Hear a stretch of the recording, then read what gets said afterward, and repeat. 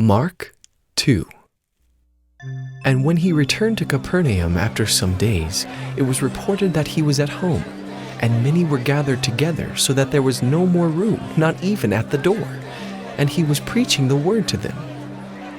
And they came, bringing to him a paralytic carried by 4 men. And when they could not get near him because of the crowd, they removed the roof above him. And when they had made an opening, they let down the bed on which the paralytic lay. And when Jesus saw their faith, he said to the paralytic, "Son, your sins are forgiven." Now some of the scribes were sitting there, questioning in their hearts, "Why does this man speak like that? He's blaspheming. Who can forgive sins but God alone?"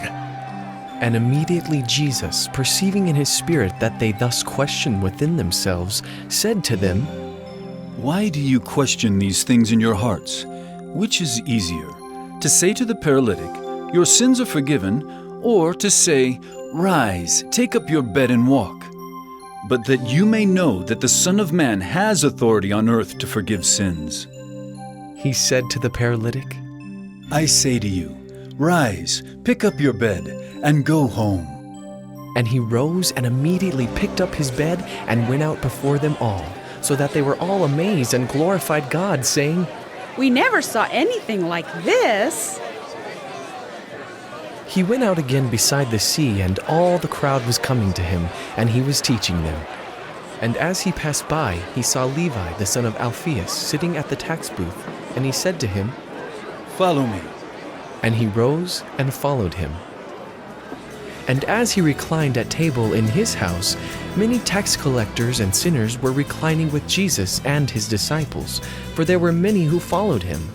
And the scribes of the Pharisees, when they saw that he was eating with sinners and tax collectors, said to his disciples, "Why does he eat with tax collectors and sinners?" And when Jesus heard it, he said to them, Those who are well have no need of a physician, but those who are sick. I came not to call the righteous, but sinners. Now John's disciples and the Pharisees were fasting, and people came and said to him, Why do John's disciples and the disciples of the Pharisees fast, but your disciples do not fast?